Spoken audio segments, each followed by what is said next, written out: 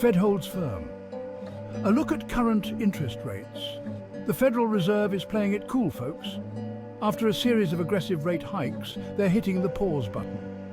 Why? They want to see how their moves are impacting the economy. Right now, the target range for the federal funds rate sits at 5% to 5.25%. This is the highest it's been in over 15 years. The Fed's goal is to bring inflation under control without tanking the economy.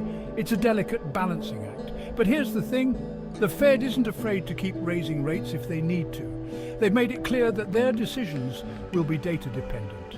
So buckle up, because the ride might not be over yet. Inflation has been the buzzword on everyone's lips. We've all felt the pinch at the grocery store and the gas pump. The good news? Inflation has cooled down from its peak. The Fed's preferred measure of inflation, the Personal Consumption Expenditures, PCE, price index, has been trending downwards. But hold your horses, it's still above the Fed's 2% target. The Fed knows that inflation is a sneaky beast. They'll be watching closely for any signs that it's rearing its ugly head again. Until inflation is firmly under control, expect the Fed to keep a watchful eye. The economy is sending mixed signals. On one hand, the labour market is strong. Unemployment is low and jobs are being added. This suggests that the economy is still chugging along. On the other hand, GDP growth has been sluggish. Some experts are even whispering the dreaded R-word recession. The Fed is walking a tightrope, trying to balance the need to control inflation without triggering a downturn. Keep a close eye on economic data like GDP, inflation and employment numbers. These indicators will give us clues about the future direction of the economy. Section 4, mortgages and loans feeling the pinch. Higher interest rates mean higher borrowing costs. This is bad news for anyone looking to buy a house or a car, or even just use their credit card. Mortgage rates have skyrocketed, pricing many potential home buyers out of the market. Consumer loans, like those for cars and personal expenses, are also more expensive. This can put a strain on household budgets, especially for those already struggling with inflation. The Fed's rate hikes are designed to cool down the economy.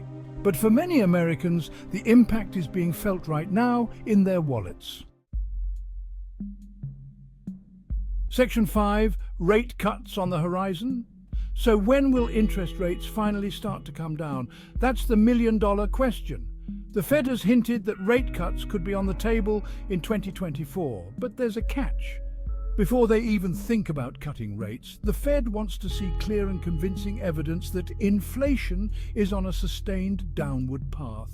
They're not going to risk undoing all their hard work in taming inflation. Keep in mind that predicting the Fed's next move is like trying to predict the weather.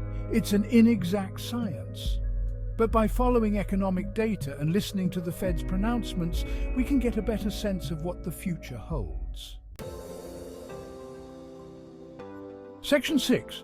Navigating the interest rate landscape. The interest rate outlook is uncertain.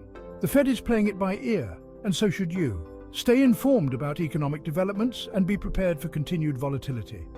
If you're planning a major purchase like a house or a car, factor in the higher cost of borrowing. And if you're carrying credit card debt, try to pay it down as quickly as possible. Remember, knowledge is power. By staying informed and making smart financial decisions, you can navigate the interest rate landscape and come out ahead.